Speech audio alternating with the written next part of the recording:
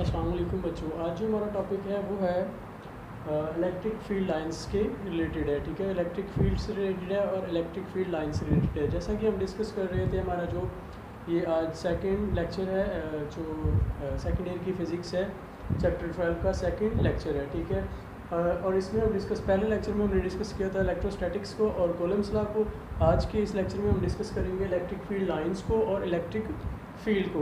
तो सबसे पहले ये देखते हैं कि इलेक्ट्रिक फील्ड क्या होता है। ठीक है, देखिए इलेक्ट्रिक फील्ड हो या इलेक्ट्रिक फील्ड को डिस्कस करने से पहले हम ज़रा मैग्नेटिक फील्ड की बात करते हैं कि मैग्नेटिक फील्ड क्या होता है। देखिए, अगर हमारे पास कोई मैग्नेट है, ठीक है, उस मैग्नेट के गिर्द एक एरिया होगा, एक रीजन होगा, जिसमें अगर हम कोई और चीज़, कोई आयरन वगैरह या कोई और मैग्नेट रखते हैं तो वो उसके ऊपर क्या करेगा, एक फोर्स लगाएगा। या तो वो उसको क्या कर लेगा, अट्रैक्ट कर लेगा उस मैग्नेट को, या फिर उसको क्या कर देगा, रिपेल कर देगा। दूसरे लफ्ज़ों में हमने ये एक्सपेरिमेंट्स किए हुए हैं कि अगर हमारे पास कोई मैग्नेट होता है, ठीक है, हम क्या करते हैं, एक मैग्नेट दूसरा मैग्नेट लेते हैं, उसको करीब उसके लाते हैं, ठीक है, या एक आयरन लेते हैं, ठीक है, कोई आयरन वगैरह का टुकड़ा लेते हैं और उसको मैग्नेट के करीब लेके आते हैं। जैसे जैसे हम उसको उसके करीब लेके आते हैं तो क्या होता है कि वो उसको अट्रैक्ट करना शुरू कर देता है।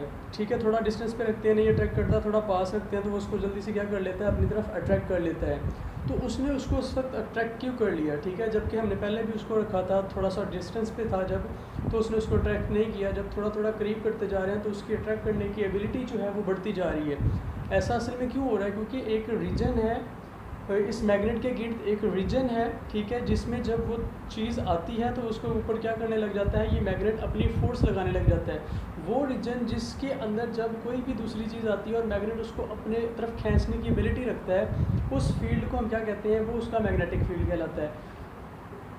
तो जब हम मैग्नेट की जगह चार्ज को ले आते हैं, कि फॉर एग्जांपल यहाँ पे मैंने एक चार्ज रखा हुआ है, ठीक है, ये इसकी गिर्द एक बाउंड्री है, ठीक है, इस बाउंड्री के बाहर जब कोई चीज़ पड़ी है तो ये इसको कुछ नहीं कहता, लेकिन जैसे ही कोई चीज़ उस बाउंड्री के अंदर आएगी तो ये क्या करेगा, या तो उसको अपनी तरफ अट्रैक्ट करेगा या उसको रिपेल करेगा। मीन्स कि उसके ऊपर एक फ़ोर्स लगाएगा।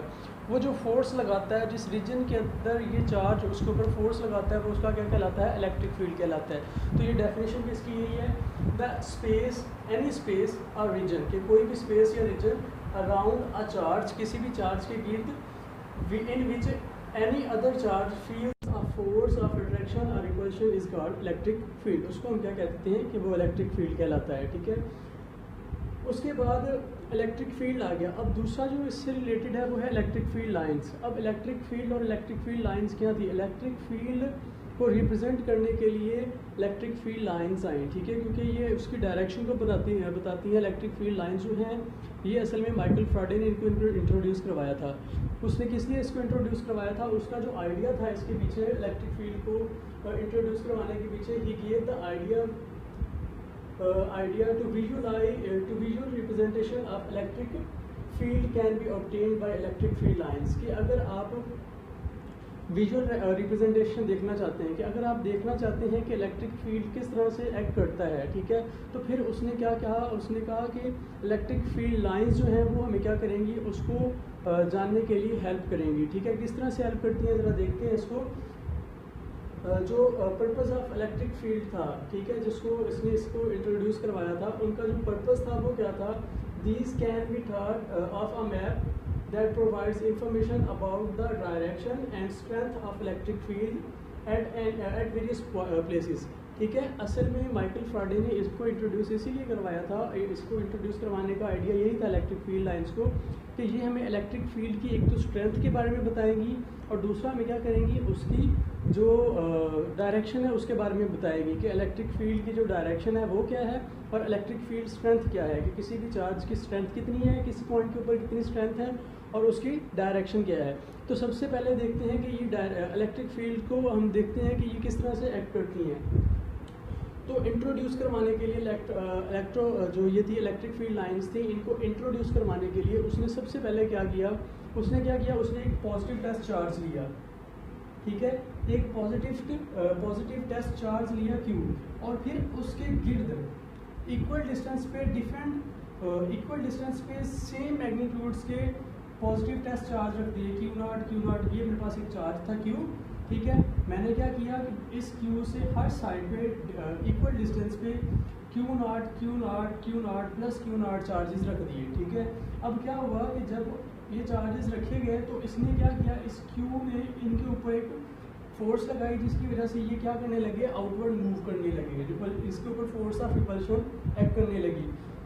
तो यहाँ से उसने एक आइडिया दे दिया, उसने कहा कि जो पॉजिटिव टेस्ट चार्ज है, जब यहाँ पे आप जब इसके गिर्द कोई भी दूसरा पॉजिटिव चार्ज आता है तो ये उसके ऊपर क्या करता है, आउटवर्ड डायरेक्शन में फोर्स अप्लाई करता है। तो फिर यहाँ से उसने आइडिया दिया कि जो पॉजिटिव चार्ज है इसका जो इलेक्ट्रिक फील्ड है, इसकी जो डायरेक्शन होती है वो आउटवर्ड होती है, ठीक है। यहाँ से जो इलेक्ट्रिक फील्ड लाइंस निकलती हैं वो क्या होती हैं, आउटवर्ड होती हैं। तो इसलिए फिर ये जो इलेक्ट्रिक फील्ड लाइंस हैं ये क्या है, यहाँ से जब भी हमारे पास पॉजिटिव चार्ज होगा उससे जो इलेक्ट्रिक फील्ड प्रोड्यूस होता है, उसका जो इलेक्ट्रिक फील्ड होता है उसकी जो डायरेक्शन होती है वो क्या होती है, आउटवर्ड होती है। और सेम उसने भी जब नेगेटिव के लिए चेक किया तो नेगेटिव के लिए क्या होगी, नेगेटिव के लिए जो इलेक्ट्रिक फील्ड लाइंस की डायरेक्शन होती है वो इनवर्ड होती है। उसके बाद ये तो हमें डायरेक्शन का पता चल गया, ठीक है, कि ये पहला जो पॉइंट उसने कहा था कि ये दो चीज़ों में हमारी हेल्प करेंगी। इन्फॉर्मेशन हमें दो चीज़ों के बारे में इन्फॉर्मेशन देती हैं। एक तो थी कि ये हमें इलेक्ट्रिक फील्ड की डायरेक्शन के बारे में बताती हैं। तो यहाँ से देखा, एक्सपेरिमेंट से पता चला कि जो Q प्लस Q चार्ज है उसका जो इलेक्ट्रिक फील्ड होता है वो आउटवर्ड होता है, उसकी जो इलेक्ट्रिक फील्ड लाइंस होती हैं वो आउटवर्ड होती हैं, और जो हमारे पास नेगेटिव Q होता है उसकी इलेक्ट्रिक फील्ड उसके लिए जो इलेक्ट्रिक फील्ड लाइंस हैं वो क्या होती हैं, इनवर्ड होती हैं। अब दूसरी तरफ चलते हैं। दूसरा उसने कॉन्सेप्ट दिया था स्ट्रेंथ का, कि ये जो इलेक्ट्रिक फील्ड लाइंस हैं ये हमें स्ट्रेंथ के बारे में भी बताती हैं कि किस पॉइंट के ऊपर जो इलेक्ट्रिक फील्ड है उसकी स्ट्रेंथ कितनी है। देखा जाए, अगर ज़रा गौर से देखें तो ये जो हमारे पास ये जो फिग है, ठीक है, इसमें देखें कि ये जो पॉइंट्स हैं क्लोज जो सर्कल के हैं, यहाँ पे दो कंसेक्टिव लाइंस के दरमियान डिस्टेंस जो है वो कम है, ठीक है। लेकिन अगर हम इन लाइंस को थोड़ा आगे जाके देखते हैं, उनके दरमियान जो डिस्टेंस है वो थोड़ा क्या हो जाता है, ज़्यादा हो जाता है, ठीक है। अब क्या रीज़न है, असल में उसने ये कहा कि ये जो इलेक्ट्रिक, अगर आप देखें हमारे पास अगर कोई मैग्नेट है, ठीक है, अगर हम उसके करीब कोई चीज़ रखते हैं तो उसको फ़ौरन से अट्रैक्ट कर लेता है, लेकिन अगर हम उसको थोड़ी सी दूर रखते हैं तो उसको कभी तो वो अट्रैक्ट कर पाता है, कभी वो अट्रैक्ट नहीं कर पाता है। तो क्या वजह क्या होती है कि जब करीब होता है तो उसकी जो स्ट्रेंथ होती है वो ज़्यादा होती है, और जब दूर होता है उसकी स्ट्रेंथ क्या हो जाती है, कम हो जाती है। तो असल में ये जो इलेक्ट्रिक फील्ड लाइंस है ना, ये भी हमें स्ट्रेंथ के बारे में बताती हैं। जहाँ पे ये क्लोज है, एक दूसरे के करीब हैं, तो देखें यहाँ से ये निकल रही है, यहाँ पे एक दूसरे के करीब है, ठीक है। जहाँ पे ये करीब होती हैं वहाँ पे इलेक्ट्रिक फील्ड की जो स्ट्रेंथ होती है वो ज़्यादा होती है, और जहाँ पे ये एक दूसरे से दूर हो जाती हैं वहाँ पे इलेक्ट्रिक फील्ड की जो स्ट्रेंथ होती है वो क्या हो जाती है, कम हो जाती है। तो दूसरा, अब हमें यहाँ से ये भी पता चल गया कि ये क्या है कि इलेक्ट्रिक फील्ड लाइंस बेसिकली हमें एक तो इलेक्ट्रिक फील्ड की डायरेक्शन का बताती हैं, और दूसरा किसी भी पॉइंट के ऊपर, किसी भी जगह के ऊपर उसकी इलेक्ट्रिक फील्ड की स्ट्रेंथ को बताती हैं। तो जहाँ पे ये लाइंस क्लोज होती हैं वहाँ पे इलेक्ट्रिक फील्ड स्ट्रेंथ ज़्यादा होती है, और जहाँ पे ये दूर होती है वहाँ पे इलेक्ट्रिक फील्ड स्ट्रेंथ क्या होती है, कम होती है।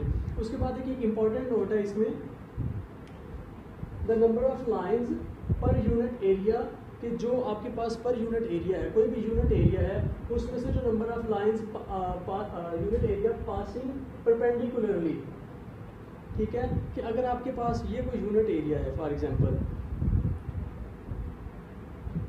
ये कोई यूनिट एरिया है, ठीक है। अब यहाँ पे जो इलेक्ट्रिक फील्ड लाइंस हैं परपेंडिकुलर होने का मतलब क्या है कि वो लाइंस इसके बिल्कुल इसके साथ आके क्या करती हैं, 90 का एंगल बनाती हैं।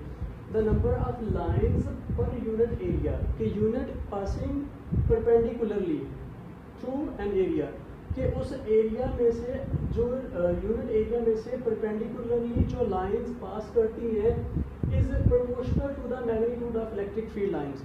वो क्या होती हैं, इलेक्ट्रिक फील्ड लाइंस के मैग्नीट्यूड के डायरेक्टली प्रोपोर्शनल होती हैं। मतलब क्या है,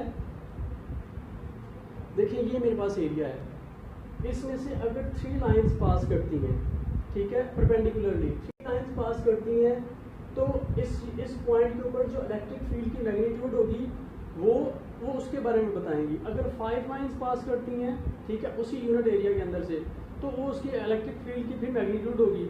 जितनी ज़्यादा लाइंस पास करेंगी, वो कहता है कि प्रोपोर्शनल होगा, कि जो इलेक्ट्रिक फील्ड का मैग्नीट्यूड है वो प्रोपोर्शनल है, डायरेक्टली प्रोपोर्शनल है। किसके प्रोपोर्शनल है, जितनी उसमें से परपेंडिकुलरली लाइंस पास करती हैं, मतलब जितनी ज़्यादा लाइंस पास कर रही होगी परपेंडिकुलरली, ठीक है, उतना ही ज़्यादा क्या होगा वहाँ पे इलेक्ट्रिक फील्ड होगा। तो ये इंपॉर्टेंट नोट मिलता है कि किसी एरिया के अंदर से, किसी यूनिट एरिया के अंदर से जितनी ज़्यादा lines, electric field lines pass करेंगी, उसका उतना ही इलेक्ट्रिक फील्ड वहाँ पे क्या होगा, ज़्यादा होगा। फील्ड स्ट्रेंथ होगी वो वहाँ पे उतनी ही ज़्यादा होगी। तो जितनी ज़्यादा पास करेंगी उतना ही ज़्यादा इलेक्ट्रिक फील्ड होगा, और जितनी कम पास करेंगी उतना ही ज़्यादा इलेक्ट्रिक फील्ड का मैग्नीट्यूड कम होगा। तो फिर उसके बाद जो इनकी डायरेक्शंस थी, ठीक है, उसमें से उसके बाद इसके आते हैं पॉइंट्स, ठीक है, कि इलेक्ट्रिक फील्ड लाइंस जो होती हैं कि ये अगर आपके पास दो सेम चार्जेस आपने रखे हुए हैं, ठीक है, ये भी प्लस चार्ज है और ये भी प्लस चार्ज है, अगर आपके पास दो सेम चार्जेस हैं तो उसमें जो आपकी इलेक्ट्रिक फील्ड लाइंस होती हैं वो कर्व होके बेंड हो जाती हैं, ठीक है, वो एक दूसरे के अंदर से पास नहीं करती हैं, बल्कि क्या करती हैं, वो एक दूसरे को रिपेल करती हैं। तो यहाँ से ये पता चलता है कि अगर आपके पास दो आपने एक जैसे चार्जेस लिए हैं, पॉजिटिव चार्जेस लिए हैं, ठीक है, तो उन दोनों की इलेक्ट्रिक फील्ड लाइंस एक दूसरे को रिपेल करती हैं, एक दूसरे के करीब नहीं आती, एक दूसरे को रिपेल करती हैं, जिसकी वजह से वो कर्व पाथ के जरिए से क्या चली जाती हैं, बेंड हो जाती हैं। और दरमियान का जो एरिया होता है, ठीक है, वहाँ पे कोई उसकी जो फील्ड जीरो, उस यहाँ पे जो इलेक्ट्रिक फील्ड होता है वो जीरो होता है, ठीक है, क्योंकि वहाँ पे वैसे कोई भी इलेक्ट्रिक फील्ड लाइन नहीं पास करती है। क्यों नहीं पास करती है? क्योंकि ये एक दूसरे को रिपेल कर देती है, एक दूसरे के करीब नहीं आती हैं, जिसकी वजह से दरमियान में जो स्पेस होता है वहाँ पे जो इलेक्ट्रिक फील्ड होता है वो क्या होता है, जीरो होता है।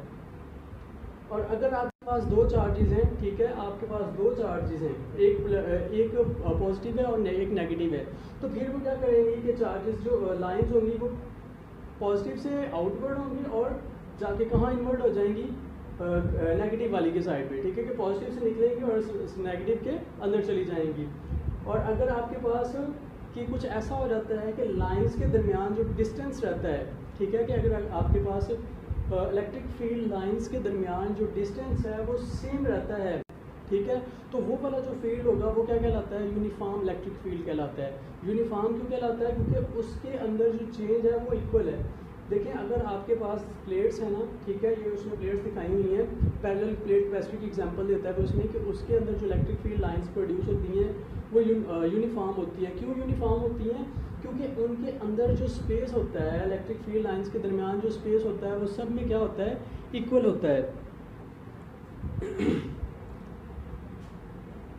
अच्छा, उसके बाद इसकी हैं कुछ प्रॉपर्टीज़, ठीक है। अब प्रॉपर्टीज़ की तरफ आते हैं तो सबसे पहले जो प्रॉपर्टीज़ आती है इसकी इलेक्ट्रिक फील्ड लाइंस की, जो सबसे पहली प्रॉपर्टी है वो ये है कि these lines originate from positive charge and ends on negative charge. तो ये यहाँ से भी नज़र आ रहा है कि ये पॉजिटिव से शुरू होती हैं और नेगेटिव पे जाके क्या हो जाती हैं, ख़त्म हो जाती हैं।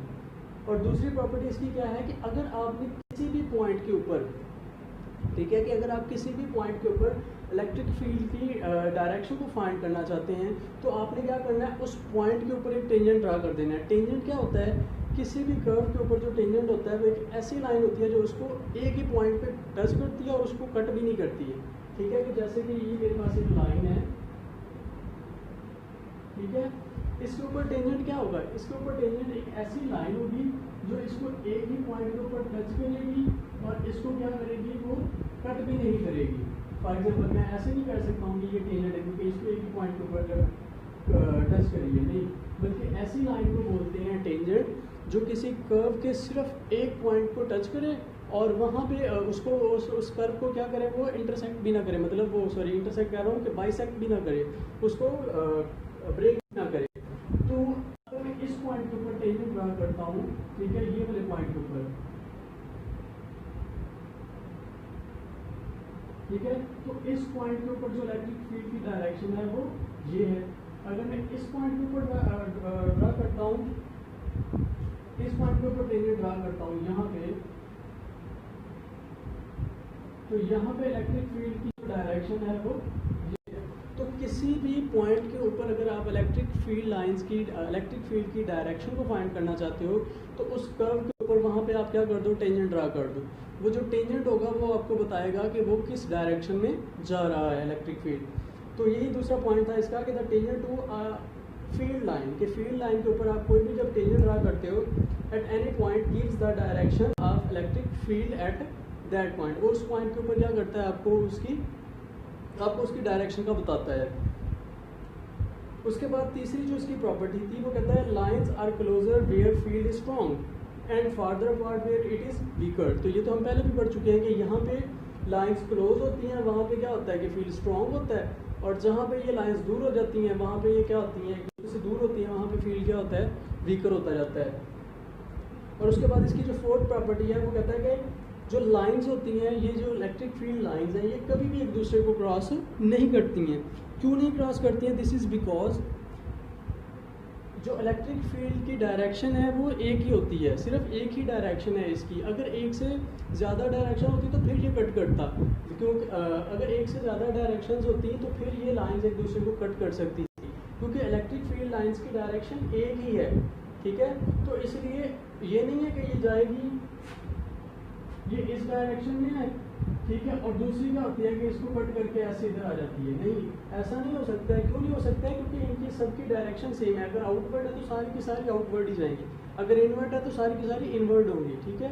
तो ये एक दूसरे को कट करके नहीं जा सकती हैं, इसलिए ये एक दूसरे को कभी भी क्रॉस नहीं करती है। तो ये था हमारा टॉपिक इलेक्ट्रिक फील्ड और इलेक्ट्रिक फील्ड लाइंस के रिलेटेड, ठीक है। ये कोई इतना ज़्यादा टफ नहीं है, बस हल्की फुल्की डेफिनेशंस हैं और ये कुछ पॉइंट हैं जो आपको समझ लेनी है। बेसिकली ये कंसेप्चुअल है, आपने इसके कॉन्सेप्ट्स को देख लेना है, बाकी इसमें कुछ खास नहीं है जो याद करने वाला हो या मुश्किल लगे। आप ये 4 पॉइंट्स हैं बेसिकली इसमें, इसकी जो करैक्टरिस्टिक्स हैं, जो प्रॉपर्टीज़ हैं, और उसके बाद ये एक डेफिनेशन है इसकी। तो इंशाल्लाह फिर हम अपने नए टॉपिक के साथ मिलेंगे, तब तक के लिए अल्लाह हाफिज़।